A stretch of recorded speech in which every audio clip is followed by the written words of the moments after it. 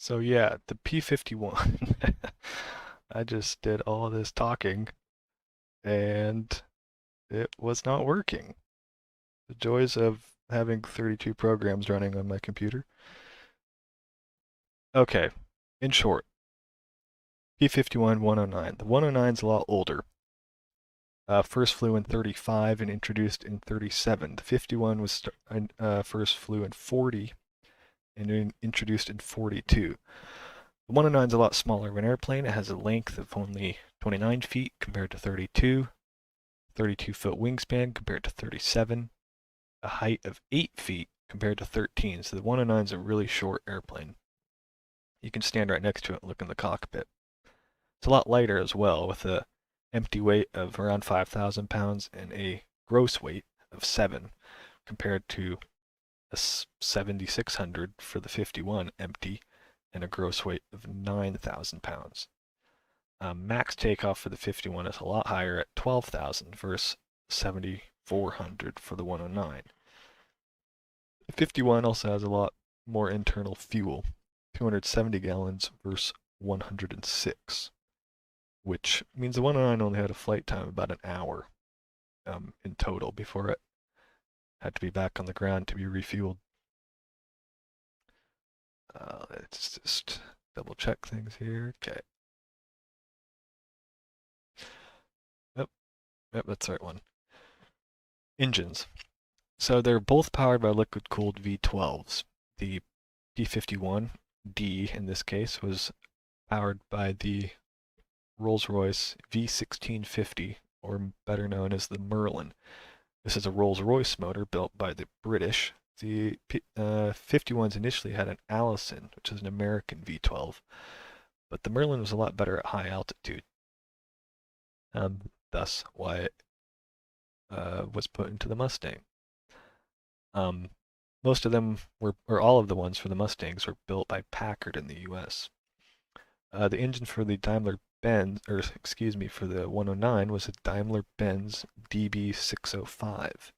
It's a V12, but it's inverted, so it's upside down compared to your standard V-type engine. The Rolls-Royce is a lot smaller as far as capacity goes. It's only 27 liters compared to 35 for the the Daimler-Benz, which is unique or interesting because the 109 is such a small airplane. The Merlin produces around 1,500 horsepower in the P-51.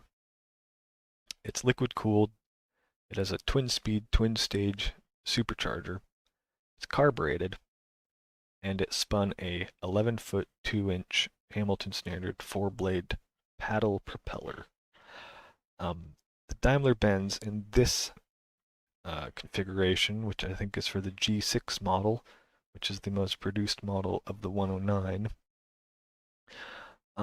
produced around 1,400 horsepower at 2,800 RPM, or with water methanol injection, which is a technology that essentially allowed you to run more boost. It was near 1,700 horsepower. It's also liquid cooled, but it had a single stage variable speed supercharger, which was a wonder of engineering, but compared to the Merlin supercharger, it's in ways better, but probably not as good as the Merlins. It is also fuel injected instead of carbureted. A fuel injected V12 in the late 30s is really impressive. It spun a 9-foot, 8.5-inch VDM 4-blade propeller.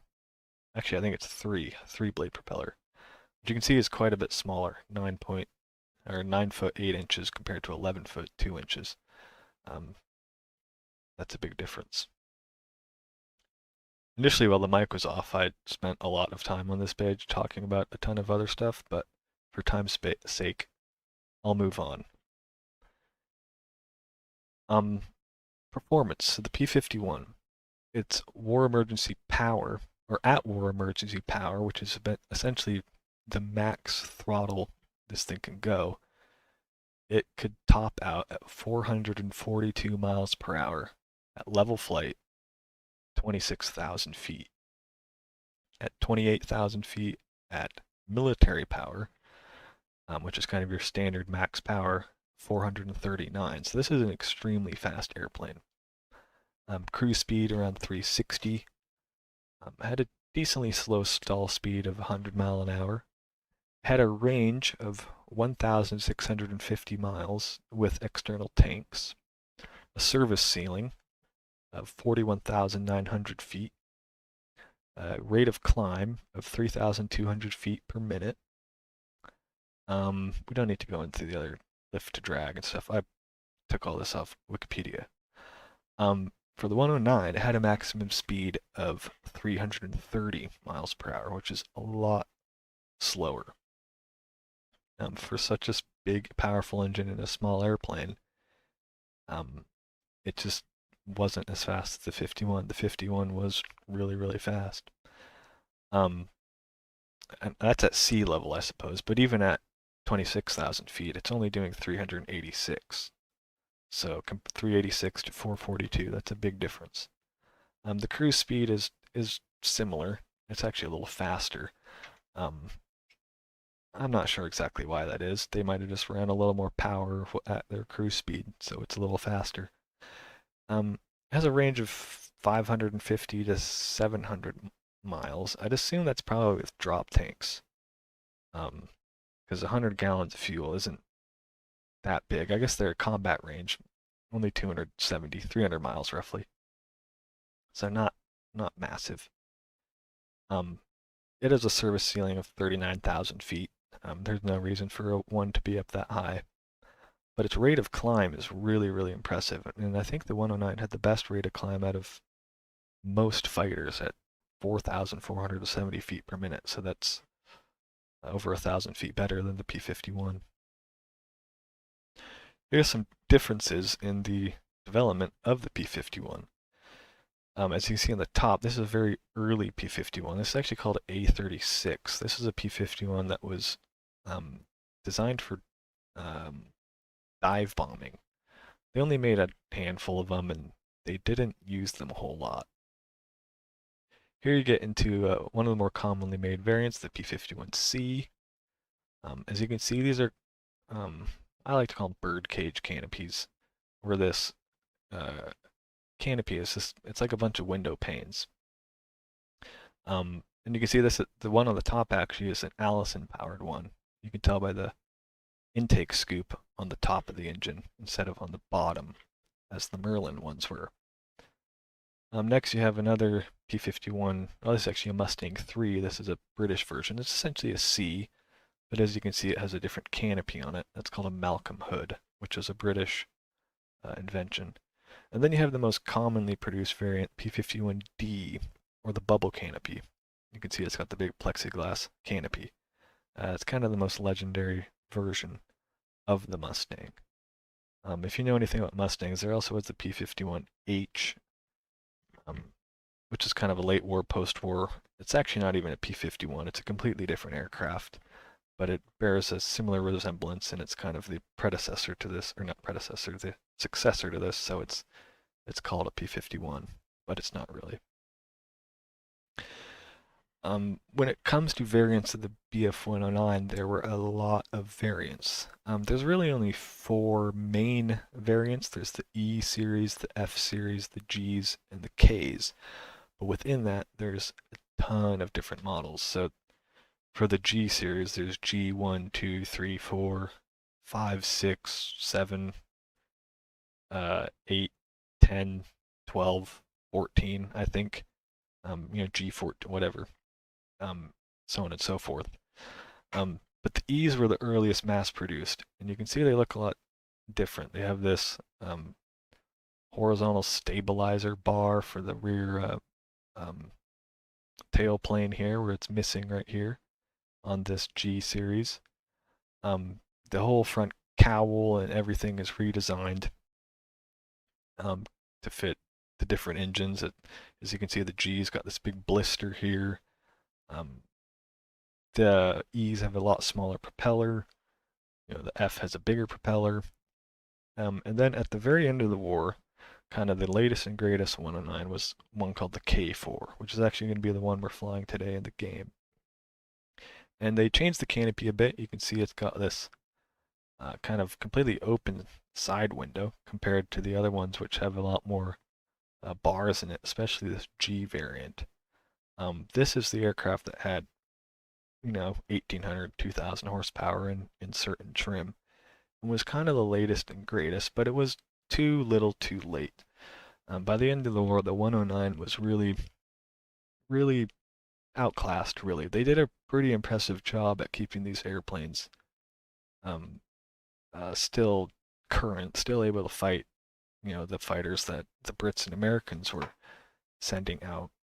But it's an old design at that time. At this time, aviation was moving so rapidly that an airplane built in 19 or that first flew in 1935, 10 years old, that thing is completely out of date. It's not like today where you have F-15s from the 70s still flying, or 80s, whatever it is. That wasn't the way it was back then. But they just didn't have the ability to build different aircraft, and they built a lot of these. I think total the Germans built 35,000 BF-109s. By the end of the war, they were still producing, 2,500 of these a month. But ironically, we were actually destroying more, not we as in the Americans, but the Allies were destroying more 109s than they were able to build a month, which that's a net lose. For armament, P-51's pretty basic. It's got 6 50 caliber machine guns, M2 Browning machine guns, 3 in each wing. It has 2 hard points for up to 2,000 pounds of bombs, so that you could carry a 1,000-pound bomb on each wing. It also had the ability to carry rockets, 10 5-inch rockets, so 5 on each wing. And you could do a combination of both. You just had to watch out for the weight. The 109 is still fairly simple. It was equipped with a variety of machine guns, MG-17, the 131, and the 151.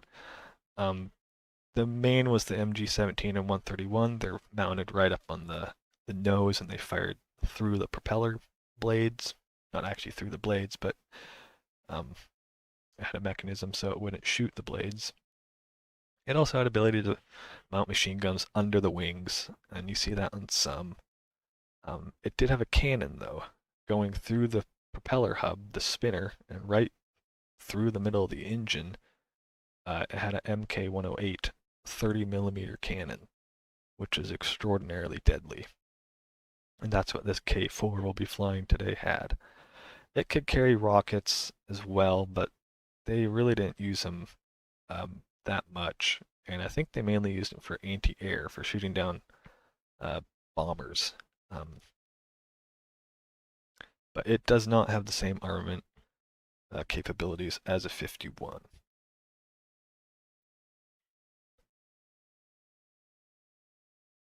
So now we will get into the game here,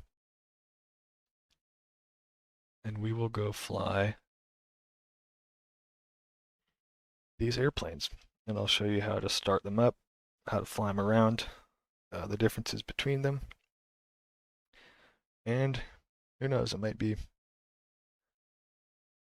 hopefully it'll be interesting, and hopefully I don't crash them. So I'm just waiting for this to load. Okay, let's see here.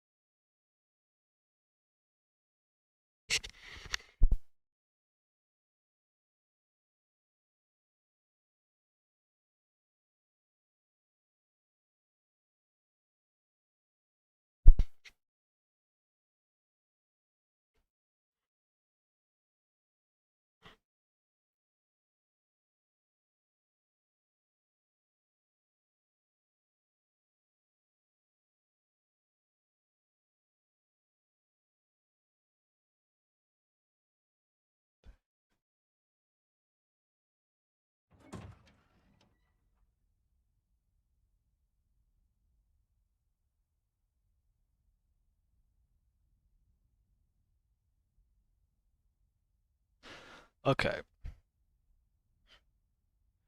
Here we are in the cockpit of the 109. We'll start with the 109 because it's older.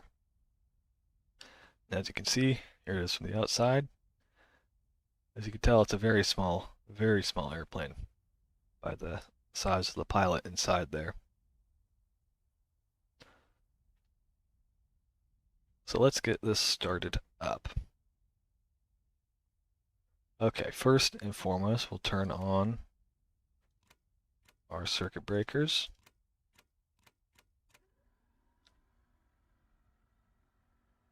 Hopefully the volume is good enough in this. We're going to turn on our fuel pumps. We're going to turn on our magnetos. And then we're going to call the ground crew and ask them to run the starter. Copy. Got a copy? Okay, let's prime the engine.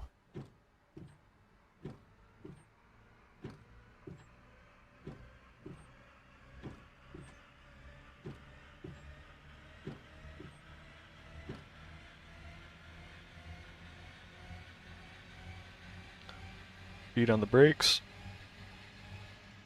Clear. Open the handle and pull.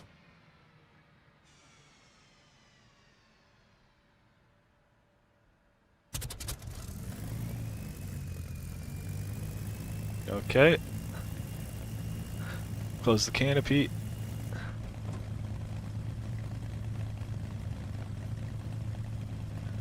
And we're just going to let this temperature come up right here in the green gauge there. That's our coolant temperature.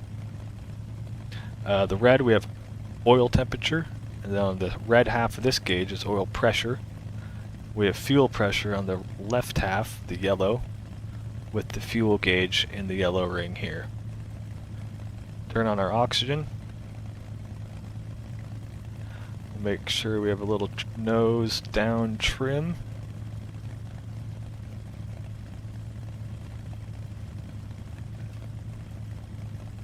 We'll just let it warm up.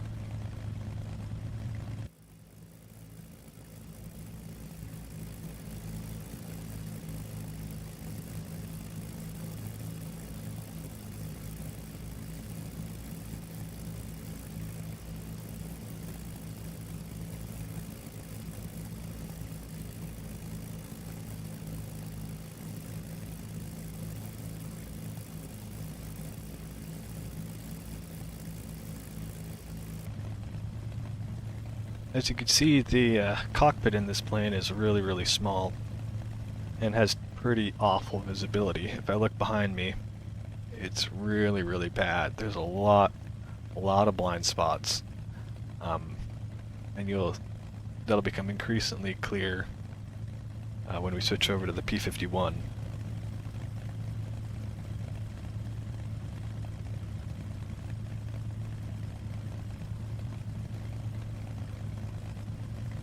So let's let this temperature come up, keep it around 1100 RPM. Here's our RPM gauge is right here.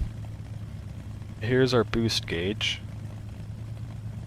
Here we have our climb indicator, how much we're climbing versus descending in meters per minute. Here we have our artificial horizon, so there's our airplane, straight and level.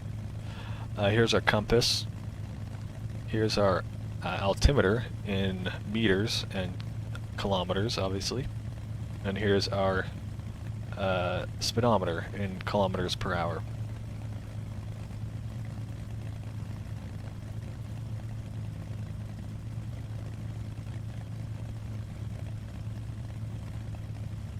Okay, we're almost coming up to the minimum temperature right here, which would be that white arrow.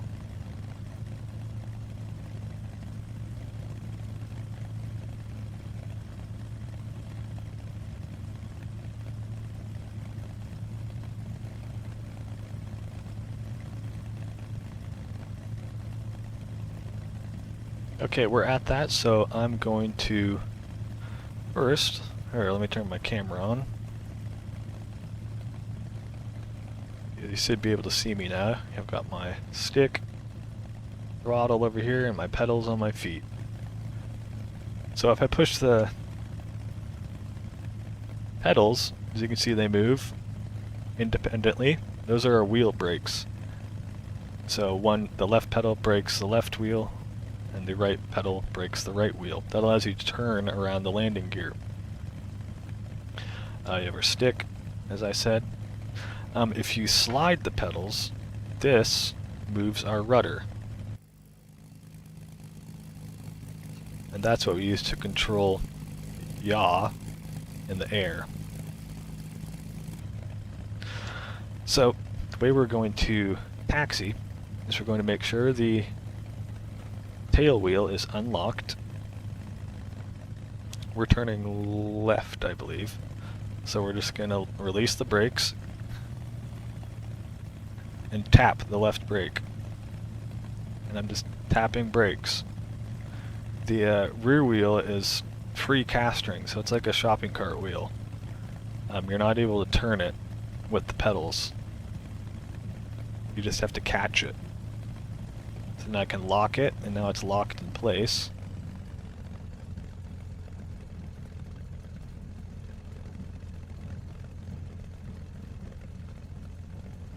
Okay, we're coming up to the runway. I'm going to put down 5 degrees of flap, so there's no flap indicator. You'll see the flaps indicator on the wing. So if I put down that first black line right here, 5 degrees. I'll give it a little bit of throttle.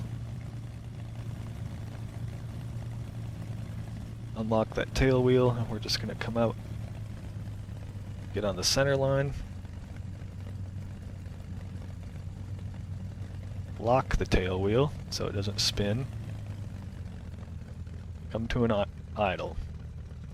Okay, and hopefully I can get this thing off the ground. It could be kind of a dog to get off the ground. We're going to go full right rudder, we're going to go a little back and to the right, as you can see. So I'm going to give throttle and release.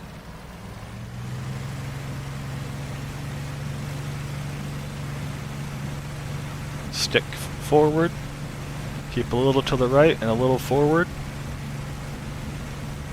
Dance on the rudder, and up we go. Gear up.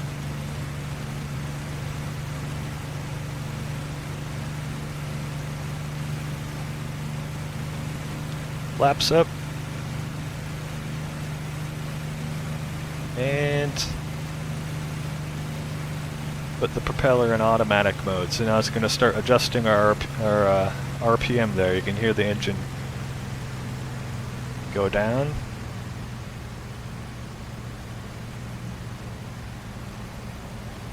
And we're just going to climb out here. At this point you could charge your cannon, turn your safety off, and arm the guns.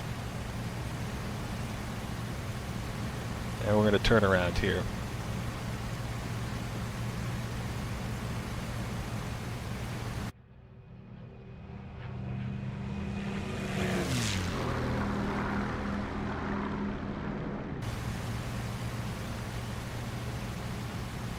So we are flying over Normandy right now. We actually just took off from just south of Carentan.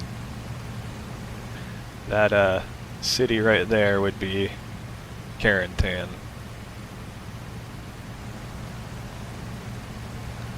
I think I have some... I thought I had some things to shoot at. But let's just go fly around for a bit and we'll do some maneuvers.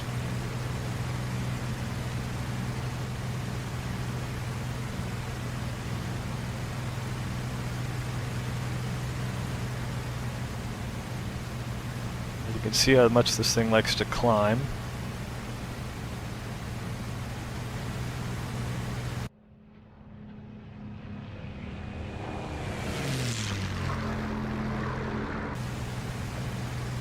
If a if you're flying an American plane and you see a BF-109 climbing, don't follow it. You're not going to be able to keep up. And if you see an American plane on your tail and you're in a 109, I want to start climbing. It's a good way to get out of something. So a little geography actually. Over here would be Utah Beach. And over there would be Omaha.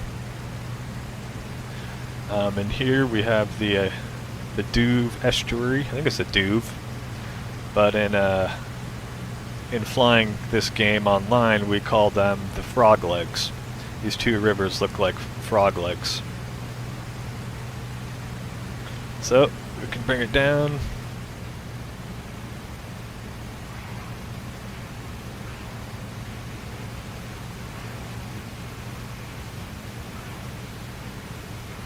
There's a bridge over there. We can do a low pass over that.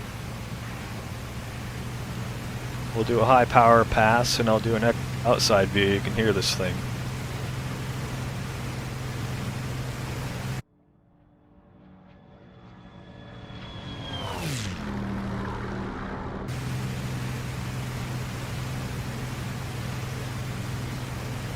The 109 is a very tight turning airplane, so if you see me start pulling, here let me pull up the controls. If you look at the bottom left there, you can see my controls. This is my joystick, throttle, pedals.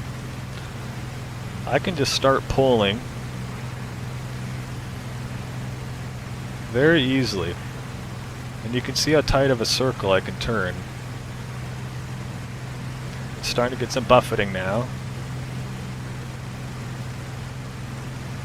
We're getting really slow, but this thing can turn very, very tight. You never want to turn fight. Say if you're in a P-51, you don't want to turn fight a 109. Because the 109s just could be able to turn that much tighter. Here's your gun sight. You can fold the gun sight out of the way. Turn it up, but it's offset. So you can fire your machine guns and your cannons. See the cannon comes out of the nose. Machine guns on top. The cannon in this plane is very, very, very deadly. One round to an engine will completely destroy it. You'll lock it up immediately. So for time's sake, we've done a little bit of flying. Nothing crazy. Let's go find a runway. And we will try and do a landing. As far as trimming, so aircraft trim, you're able to, in say a modern airliner or something, you're able to adjust where a center is on your control surfaces. So if right now I let go of the stick, the plane wants to go to the left. So in a modern airliner, you'd be able to move a dial and it would adjust this so it would move the stick back to the center. Well, the P-51 has this. The 109 only has trim for up and down. So I can hold it like this and I can go up with just a button and go down with a button. But other than that, you have to fly everything with your hands. So it's a much more hands-on airplane than a, say, a P-51 or a P-47 or even a Spitfire, because the Spitfire has both elevator trim and rudder trim. So there's the airport we started at. Let's go do a landing there. I'm going to adjust my propeller pitch using this clock-looking thing, so it requires me to turn a switch there and then use a button, and I'm going to go to the I can't remember position, 12 o'clock I think.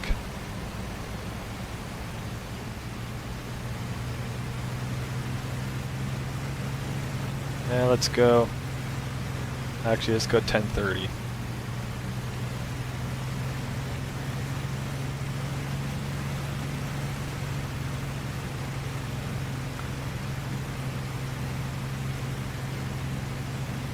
Okay.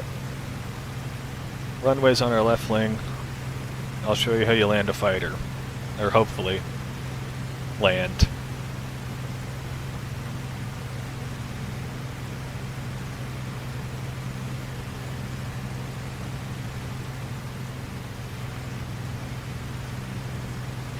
The 109 was notoriously hard to land and handle on the ground because the landing gear is really narrow and it folds out from the fuselage. So essentially the wings fold up, or the wheels fold up into the wings, where the hinge is in the fuselage. Something like a P-51 or a P-47 is the opposite. So they fold up still kind of into the wings, but the wheels end up kind of right under your bum. And the hinge point is in the wing, which makes the landing gear a lot wider, which means it's a lot more stable. So we're going to do what's called a combat brake. No, not combat brake. Midfield brake landing. I'll show you what that is. So we're going to come in low. Remember, we have no landing gear down, no flaps down, nothing.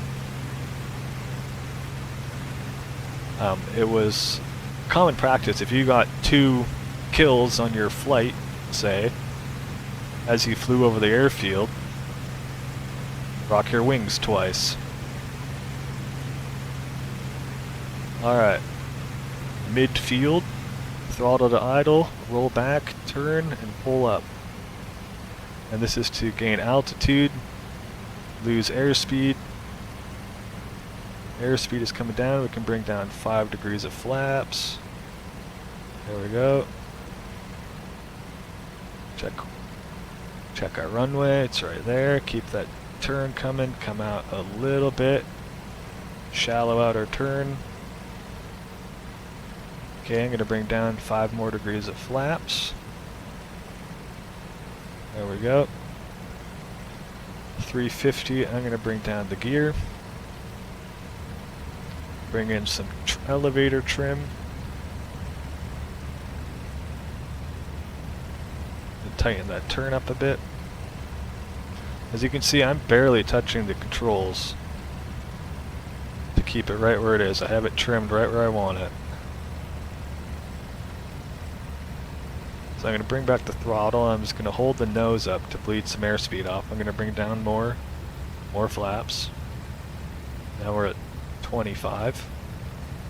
I need to bring off a lot of airspeed, so I'm going to idle down a lot and bring down flaps. I control my height with the throttle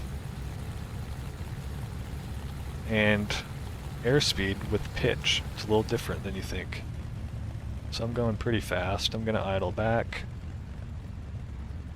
Better to be fast than too slow.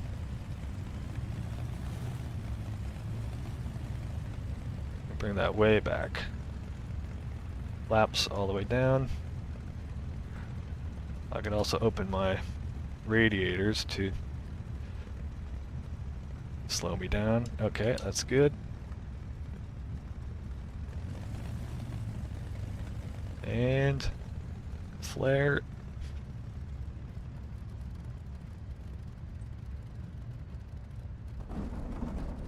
And move the rudder. Stick all the way back. Start tapping in those brakes.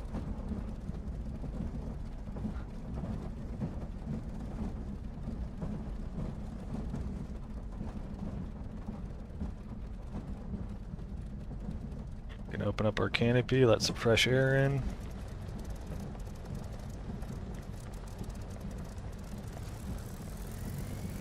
Bring our flaps up.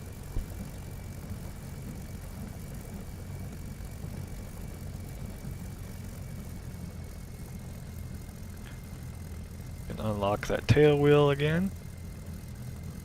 And we'll taxi back and park.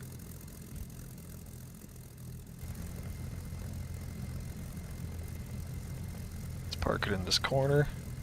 See, I just bring a little throttle in, and I'll just hold this left brake down and watch what happens.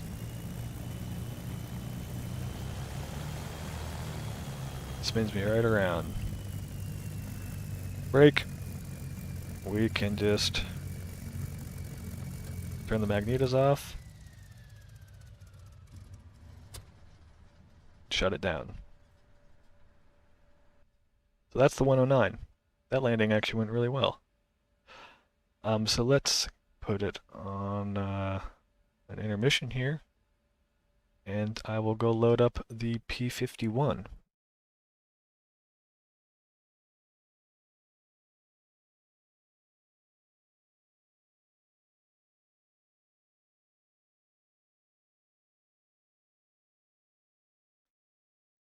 Get this loaded up here.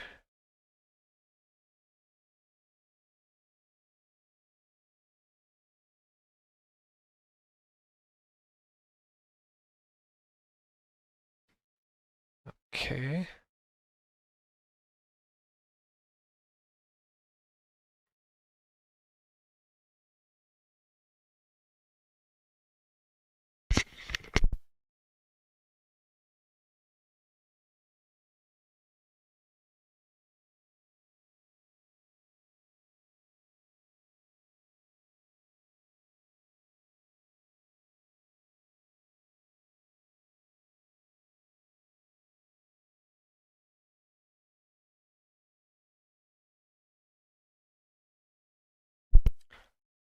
Kind of fun thing about this thing I'm wearing. I found it in an antique store, and it's actually a 1943 dated A4, I think is what it's called, flight suit. So it's a World War II flight suit. It's all wool. It supposedly is my size. It's a little small, but hey, I figured it was fitting to wear for this. Kind of forgot I owned it, to be honest. So we're in the P-51, just about. Let me get this good. Okay, there we are. Now we're in the P-51. As you can see, zoom adjusted, the cockpit's a lot bigger in the P-51. The P-51 is a pretty well laid out cockpit for 1940 standards, as far as where the gauges are, where the buttons are, etc. It's pretty good. You can see the outside here. There, let's do a cool livery on this one. I like this one. This is flown by Request rearming. Colonel Joe L. Mason of the 352nd Fighter Group. These guys were called the Blue Nosers, or that was their nickname. They had another nickname, but I won't say it. And this is his plane. This is it. Cool looking plane. As you can see, we got two 500-pound bombs on each wing, or one on each wing, as well as four 5-inch rockets. So 2 on each wing. You can see that big Hamilton Standard propeller. That iconic P-51 wing. Rearming complete. Alright. Let's start this thing up. This is probably the plane I have the most time in this game, as far as warbirds go. I really, really like this plane. It's not the easiest thing to fly, but it's just a cool plane. So we'll start bottom left. First, we'll set the park brake, actually. Push down our pedals, hold the park brake handle, release the pedals, release the handle. Parking brake is set. We'll bring our flap lever, the yellow lever, all the way up. As you can see, our flaps are all the way down.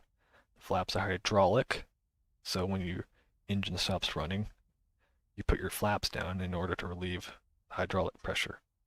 We'll put our carburetor air filter to ram air, means it's not filtered. We'll bring our rudder trim to 5 degrees to the right to counteract the torque of the engine. We'll bring a touch of elevator up. We'll open the throttle about 1 inch, propeller all the way forward. All these switches are off for now. Fuel is on.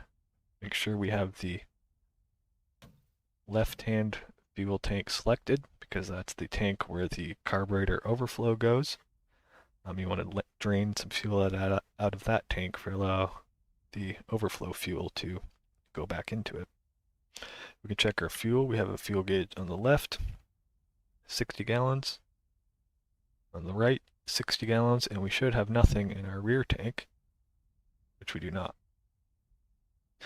Okay, now we're going to come and turn on our battery generator, and then we're going to prime the engine, or first turn on the fuel booster, prime the engine. Oops. 1, 2, 3. Open our starter cover, and then it's kind of a two-hand process. I'm going to hold the starter. Once the engine fires, I'm going to turn the magnetos on, and then put the mixture to run. So here we go. Clear prop.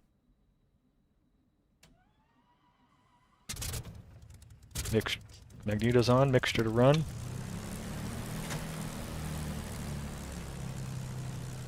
or 1200 RPM.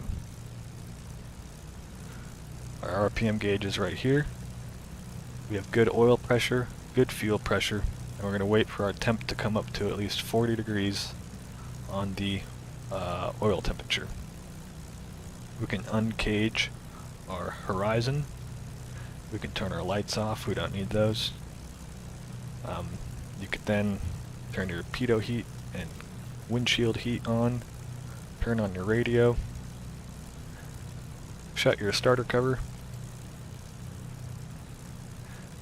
We can turn our gyro on for the gun sight if we need it, which we will, because I have some targets set up we can shoot at, and we'll just let this thing warm up, and switch to the outside and let you hear it.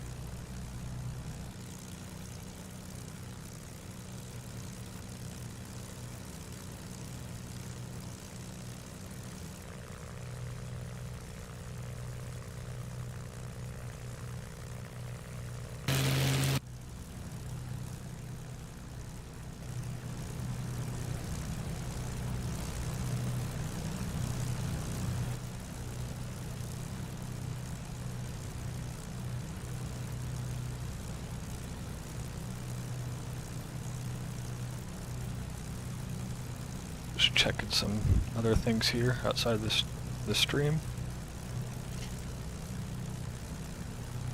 Okay, we're almost up to our temperature. We're at 35 degrees on the oil. I'm going to bring down a notch of flaps with my flap switch because we have bombs. And we will be going off to the right there. So we're almost there. So this has a different way of using the tail wheel to unlock it and lock it. To lock it, you pull to the rear of this with the stick, and to unlock it, you push it forward. The different thing is that with it in the locked position, by moving the rudder pedals, as you can see, you can turn the rear wheel 5 degrees in each direction, which helps you keep it straight. So let's idle back to 1000 RPM here. Tap the brakes, releases the parking brake. Throttle up a bit, push the stick forward, tap the right brake. I'll pull up those controls again.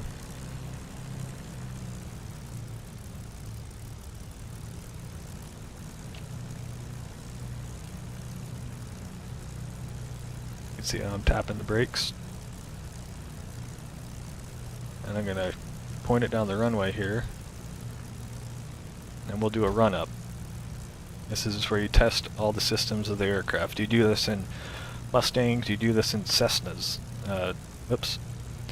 Even when you're doing flight training, you do what you call a run-up. This is to make sure the engine's running and you have no issues.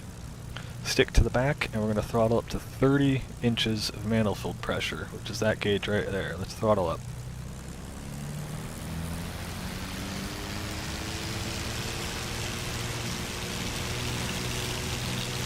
Okay, we're going to cycle the prop back RPM comes back, push it forward.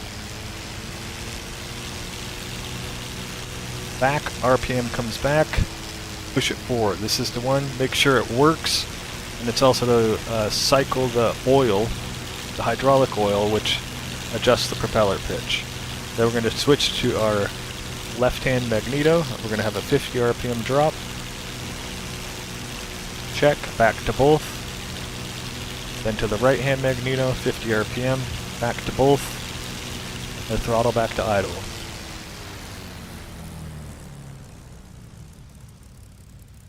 Everything checked out.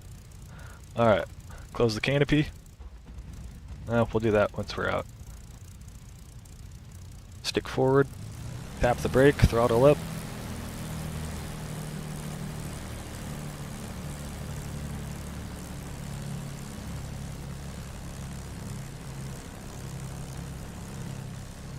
Check we're clear. We are, there's no one else here. Get onto the center. Whoop. They recently changed all the suspension physics, so I'm getting used to that. Okay, pull the stick back, make sure that stick is, or wheel is locked. Alright, we'll come on the brakes, shut the canopy. Alright, we're going to throttle up to 30 inches, keep the stick back, and I actually use the rudder pedals and no brakes. And this thing is pretty easy to take off. 30 inches. Release the brakes, full throttle, all the way.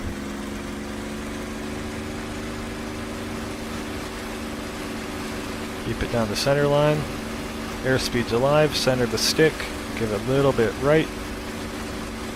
Right and forward. Tail comes up. 120. Release the stick, we're in the air. Gear coming up. Got the light turns red, which means the gear is in motion. Light is out, gear is up. We can start taking out some of that rudder trim we put in. Flaps are coming up, and we'll throttle back. Throttle back to 46 inches, I like. 2,700 RPM. If you can see this little gauge here, that's our slip indicator. So if I push the rudder pedals, that changes. So that's saying that we need to adjust our rudder trim to the left.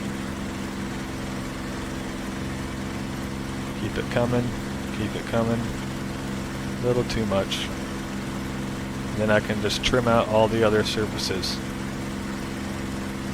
So now you can see I can let go of this stick and it flies straight and level. There's a mirror.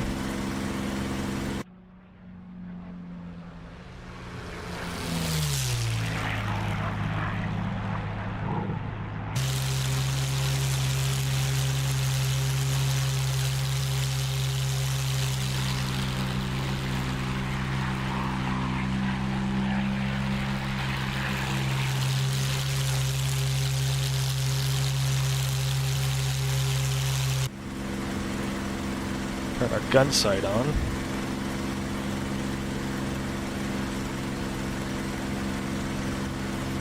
We're getting a little hot in the temperatures, so I'm going to open our cooler.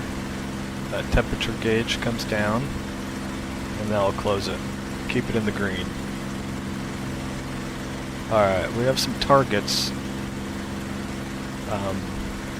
off in the distance here. I gotta go find them.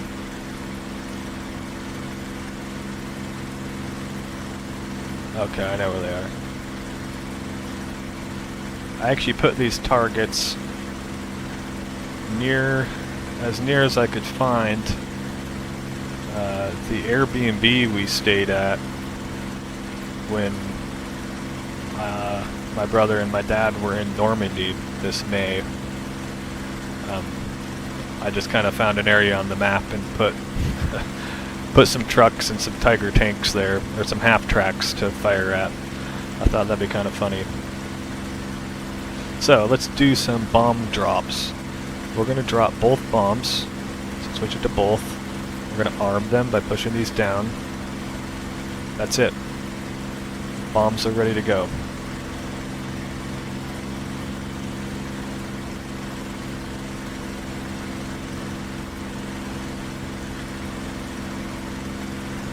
Except we got to get some altitude. Like I said, the 51 doesn't really like to climb, especially with bombs and rockets on it. It's just a lot more heavy, a lot less aerodynamic.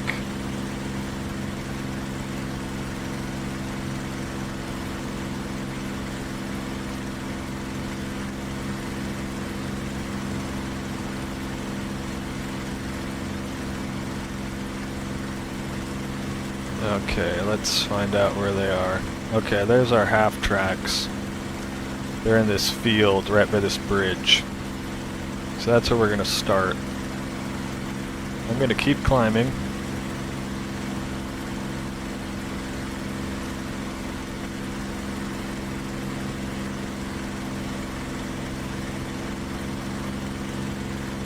Just check our temps and pressures and just scanning the gauges all the time. Trying to fly coordinated.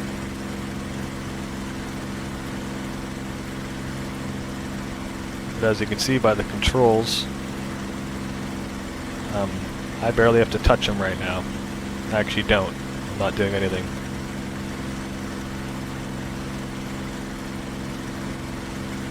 Okay, we're just coming up to 5,000 feet. That gauge right there. There's 5,000. We're going to climb up to about 7 maybe.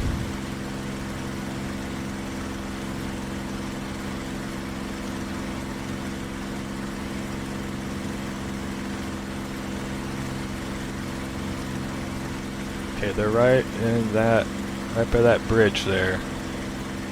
Probably can't see them, but they're right there.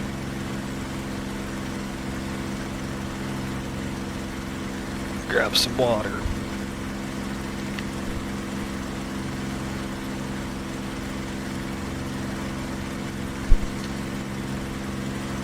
Okay, we're getting a little hot again. I can pull back the power a bit. We don't need this much.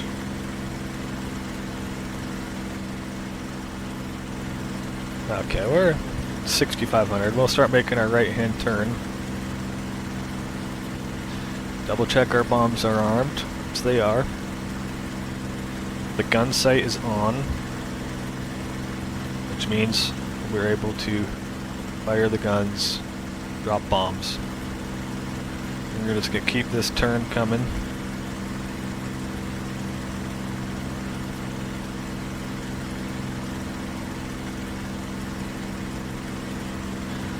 Push it back up to 2,700 RPM.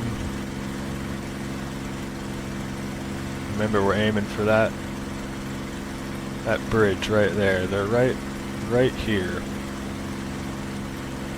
A couple half tracks there. So what we're going to do is we're going to line up so we can, at an angle, so we can always keep our eye on the target, and we're going to kind of line it up so it will intersect with our vision right off this right-hand wing.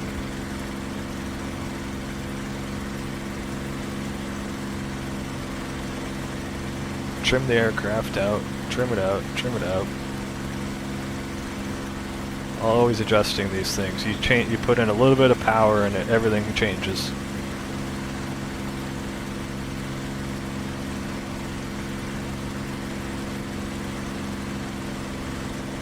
Get a little tighter to it. Throttle back a bit. Okay, I can see them right there. They're right here. Alright, disappeared under the wing.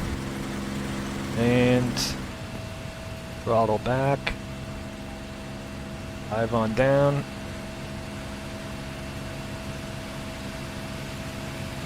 Coming in hot. See if I can hit these actually. They're right in front of me. And release. Pull back. I hit near them, but I don't know if I actually hit them. Let's arm our rockets. rockets, single.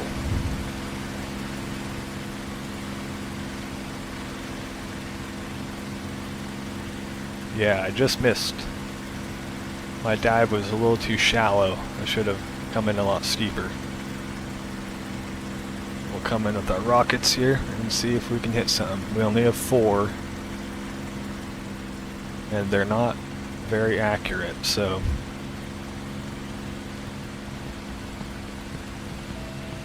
throttle back.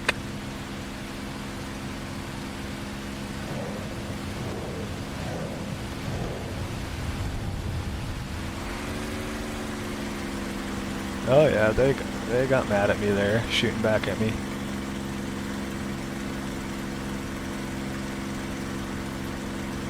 I think I got one, but I'm not going to be able to hit him with anything else. But just south of the town here, there's some infantry. I'm going to switch to the fuel tank so we keep them even.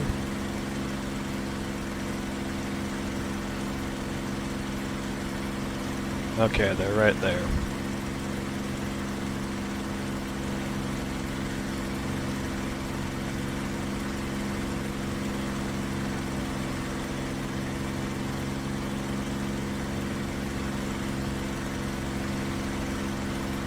You can see they've got a barrack building, some trucks.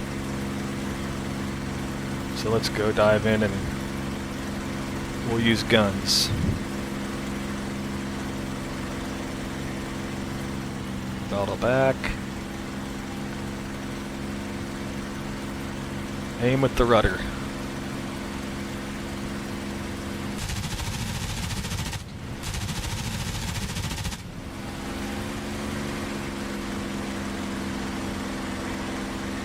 Got 2 of them.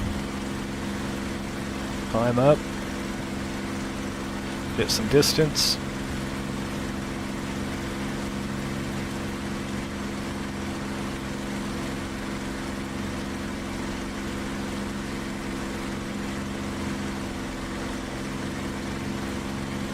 Come back in. Throttle back.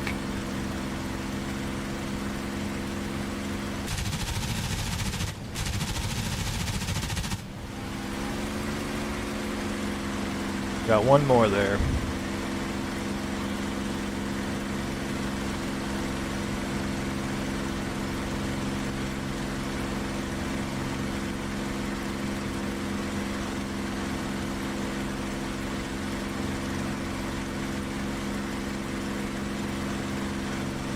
It's hidden by the trees there.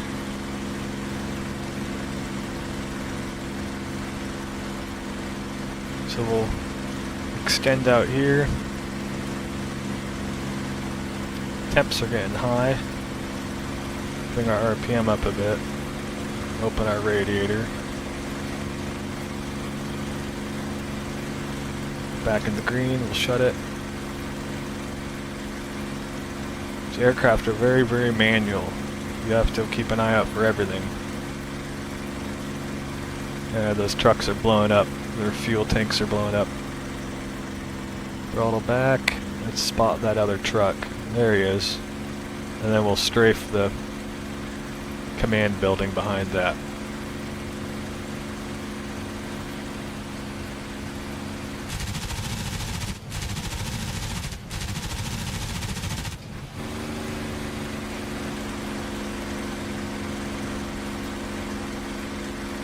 There, we destroyed those trucks. So that's a little bit of ground attack in the 51. Let's go back to our airfield. Pull back power here. Nice cruise power. And we will do a landing in the P-51.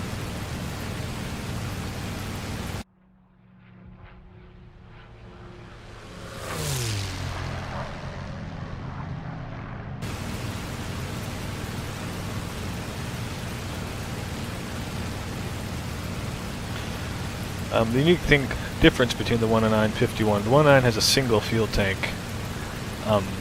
and you just select the fuel on and that's it. The P-51 has 3, So you have the right hand wing tank, left hand tank, and then the rear tank. The big thing with the fuel in the rear, you want to empty that fuel tank out first if you have fuel in it, because it makes the center of gravity is in the wrong place. It's too far rear. But with these tanks, you have to make sure you balance them. So you can see on the right tank, which we have selected, we have 60 gallons, just under 60. But on the left side, we have 45. So that means it's going to want to list to the right. You're going to have to trim it a lot, because we have more fuel in the right-hand side, which means it's more heavy. And if you forget to do that, it can completely ruin you in a dogfight, because I've done that. Drained a whole tank and only had the left-hand one, and the aircraft was terrible to fly. So there's our airport we'll land at, called St. Pierre. Just on the other side of that would be, just in front of us here would be Omaha Beach, right up here.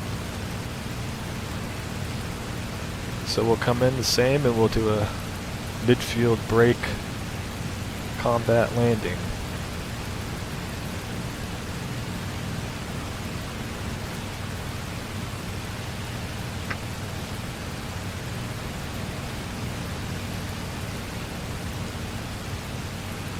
Okay, we'll set our RPM to 2,700.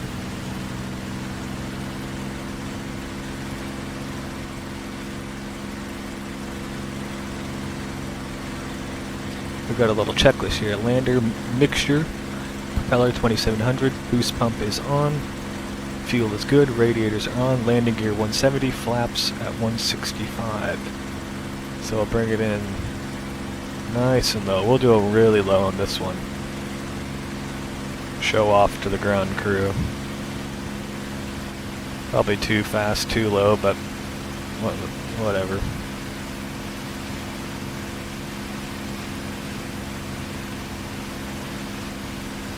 And I should probably pull right, so I'm avoiding that chimney, but I'm going to pull left because I'm more used to doing that.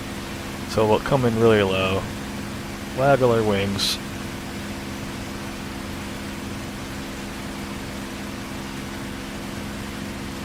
Near the end of the field, throttle to idle, pitch, roll, pull back, climb and turn. You bring in some flaps. Keep that nose coming up.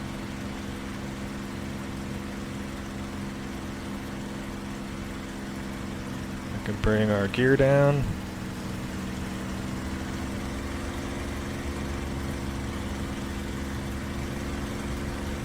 Probably a little low, but that's fine. Let's shallow out our turn.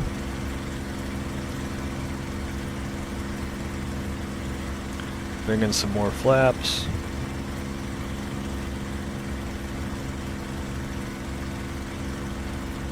Should be looking for about 125 on our turn here. We're currently 150.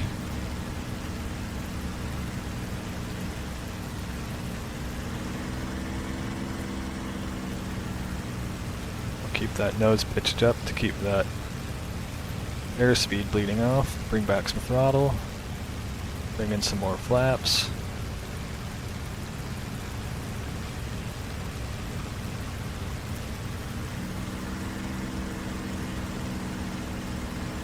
A little heavy on the throttle there.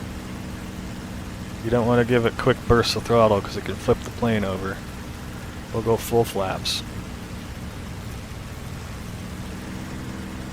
A little slow, we'll bring the nose down and bring the throttle in just a touch.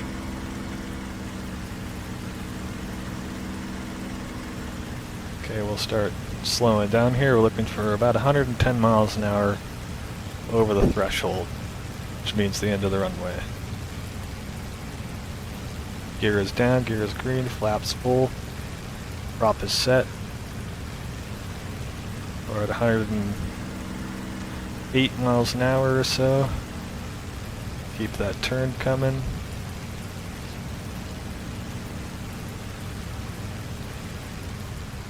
Bring back your throttle. Bring back the throttle. Throw some trim in it.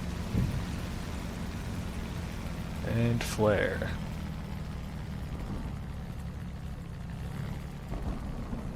Little bounce, but that was fine. Stick back so you can use your tail wheel.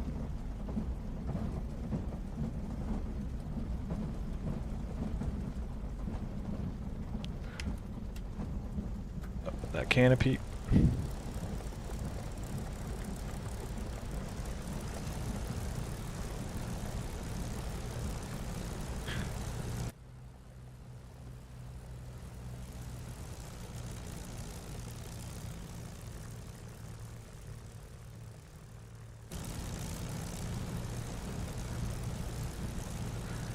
Just keep it coming down and we'll pull off here and shut it down.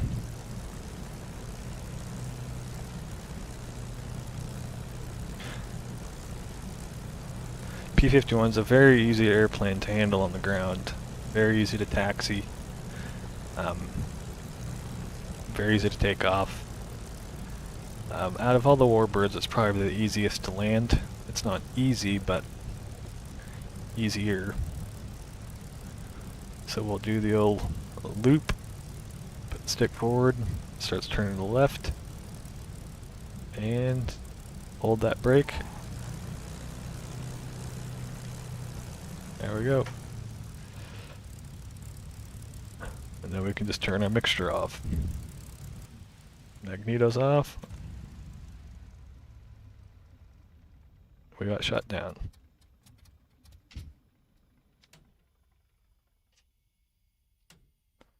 Battery off, get all our switches off. Radio off, fuel off. Set the parking brake, booster off. Flaps are down. And that is that. That is the P-51.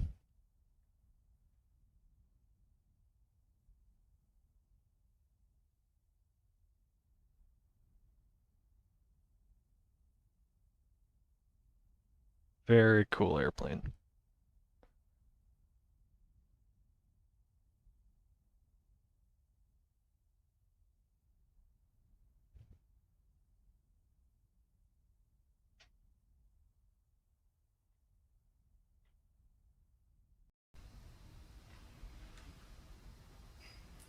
So hopefully, excuse me, you enjoyed this stream, or if you're watching it later, hopefully you enjoy the video. I'll edit out that front. Sorry, I didn't know my mic was not working. Yeah, hopefully this is enjoyable. I'm gonna probably cut it a little bit short just because of that mistake I made there, but that's all right. Yeah, I will leave you with that. Hopefully you enjoyed it. I definitely will do this again probably. Maybe we'll do some more World War II planes. Maybe we'll do something modern, like an F-18 or an A-10, and do some of that stuff. But probably won't be as well planned as this one was, as far as slideshows and stuff like that. But or maybe I'll compare two more fighters. I could compare the P-47 to the FW-190, or maybe we could do something with the Spitfire.